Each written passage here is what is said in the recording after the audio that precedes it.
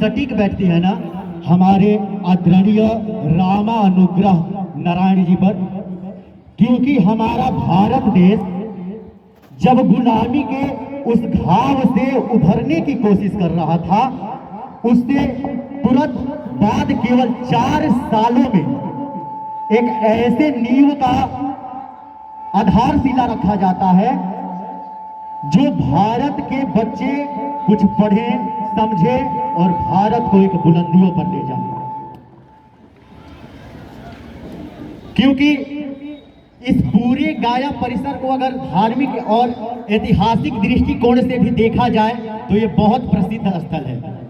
ऐसा माना जाता है कि इस परिसर में भगवान बुद्ध को ज्ञान की प्राप्ति हुई थी और हमारे आदरणीय रामानुग्रह नारायण जी ने एक ऐसा केंद्र का स्थापना करते हैं जहां से अनेकों बुद्ध जन्म लेकर निकल सके।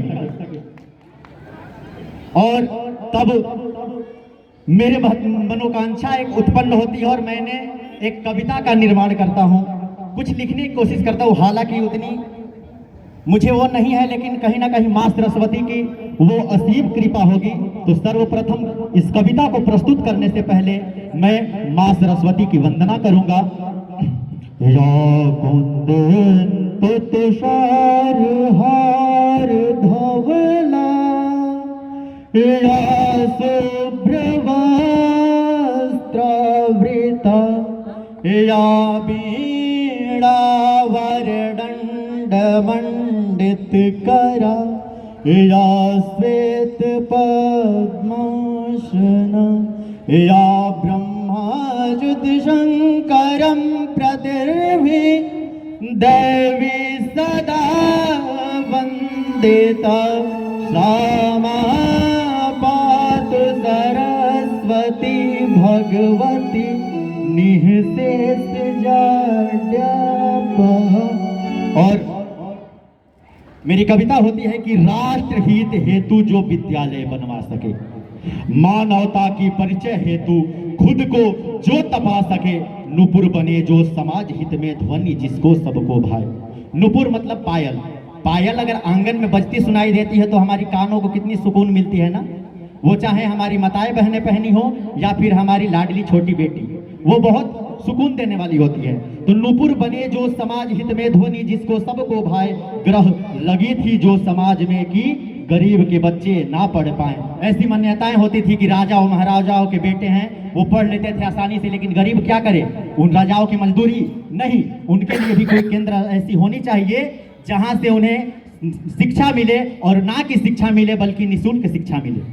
तब ग्रह लगी थी जो समाज में कि गरीब के बच्चे ना पढ़ पाए। हटा दिए ऐसी मानसिकता, अब गरीब भी पढ़ पाएंगे, ना उलझेंगे बाल श्रम की जाल में, देश उन्नति में हाथ बढ़ाएंगे, राह बनाए बच्चों के लिए अब मंजिल पा जाएंगे। यम नियम और संयम से अपना वर्चस्व जमाएंगे, रमणीय नायक ये थे जो सफल कार्य को चुने थे, जीवन पर्यंत के मेहनत से निव शिखर हाथ से चुने थे, और साक्षात लगता जैसे ईश्वर स्वयं ही आए थे। दर्द सुने थे मानवता की, रथ इस ओर घुमाए थे। और कुछ ये 2 पंक्ति आप ध्यान दीजिएगा, क्योंकि ये पंक्ति मुझे यहाँ के हमारे माननीय मंच संचालक जी ने इस कविता को निर्माण में मुझे ऐसा वो किया, सलाह दिया, निर्देशित किया कि तब मैंने ये पंक्ति लिखी कि रथ की तीव्र गति कुछ ऐसी रचना सिखलाई थी, रथ की तीव्र गति कुछ ऐसी रचना सिखलाई थी, आकर स्वयं मानव माधव ने ज्ञान विभूति सब सजाई थी। और आखिरी पंक्ति मेरी ये है कि भारत भूमि के लाल थे वो, कौन, हमारे आदरणीय रामानुग्रह नारायण जी। भारत भूमि के लाल थे वो, रचना ऐसी रच गए, रहेंगे बच्चे यहाँ के हर पद पर, सपना उनकी अब सच पे, सपना उनकी अब सच भय। यहाँ के बच्चे अर्थात केवल परैया के नहीं, केवल गाया के नहीं, क्या केवल बिहार के नहीं, बल्कि पूरे भारतवर्ष के नवयुवक अपने देश को विश्व गुरु बनाने के उस पथ पर ले जाएंगे। तब ये आखिरी पंक्ति की रहेंगे बच्चे यहाँ के हर पद, सपना उनकी अब सच भय। और जाते जाते मैं कुछ निवेदन करूंगा यहाँ के छात्रों से, क्योंकि विद्यालय बना, उनका सपना तो पूर्ण हुआ, लेकिन जो सपना वो देखे कि यहाँ के बच्चे कुछ करें, तो उनका भी दायित्व है, उनका भी कर्तव्य है कि वो अपने कर्तव्यों का निर्वहन करे। आपकी रुचि चाहे जिस क्षेत्र में हो, आप उसमें अपने कौशलता को प्रखर करिए। और इसके साथ मैं सभी शिक्षकों, चाहे वो विद्यालय परिसर के हों, चाहे वो सरकारी विद्यालय के हों, चाहे अपनी जीवन यापन करने के लिए किसी स्वयं की संस्था में अपनी सेवाएं दान दे रहे हो, सभी से आग्रह करूंगा कि आप जितने भी बच्चे हैं उनकी कुशलता को पहचानिए और वो जिस भी क्षेत्र में है उन्हें आगे बढ़ने की प्रेरित करिए। क्योंकि एक दृष्टि आपका ध्यान केंद्रित चाहूंगा, एक दृष्टांत देता हूं मैं, आप सब ध्यान दीजिएगा। महाभारत काल में जब गुरु द्रोणाचार्य जी ने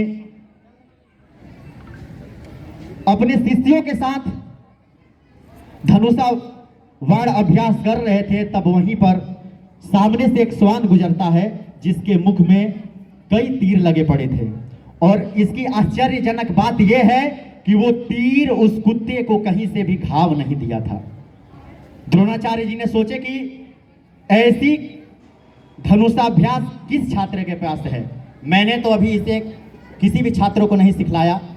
जिस राह से वो कुत्ता चल के आया था उसी राह से वो गए और देखे कि वहां पर एक बालक है जो उन्हीं के प्रतिमा के आगे अथक अभ्यास करके वो धनुषाभ्यास कर रहा है। उन्होंने पूछा कि मेरी ही प्रतिमा क्यों, और बालक तुम कौन हो? वो बतलाते हैं कि मेरा नाम एकलव्य है और मैं आप ही को अपना गुरु मानता हूं, इसीलिए मैं आपके प्रतिमा के आगे अभ्यास कर रहा हूं। तब उन्होंने बोले द्रोणाचार्य जी ने कि गुरु दक्षिणा के रूप में भी हमें कुछ चाहिए, क्या तुम दे सकते हो? एकलव्य ने बोले कि हाँ, क्यों नहीं गुरुवर, आप हमसे मांग के तो देखिए। और विनम्रता के साथ गुरु द्रोणाचार्य जी बोलते हैं कि तुम्हें अपनी अंगूठा मेरे गुरु दक्षिणा में देनी होगी। और बेझिझक एकलव्य ने अपने पास से खंजर निकाले और अपने अंगूठा को उनके चरणों में समर्पित कर दिया। वो कालखंड अलग थे मान्यवर, लेकिन ये कालखंड अलग हो चुके हैं। यहाँ केवल राजा के बच्चे राजा नहीं बनेंगे, यहाँ गरीब के बच्चे भी राजा बनेंगे अगर उनके पास काबिलियत है तो मैं लास्ट पंक्ति सभी शिक्षकों को निवेदित करता हूं कि अगर योग्यता के आधार पर अंगूठा कटवा लिया जाएगा तो समाज में सिर्फ अर्जुन ही आगे बढ़ेगा, ये एकलव्य कैसे बढ़ पाएगा? बहुत बहुत धन्यवाद।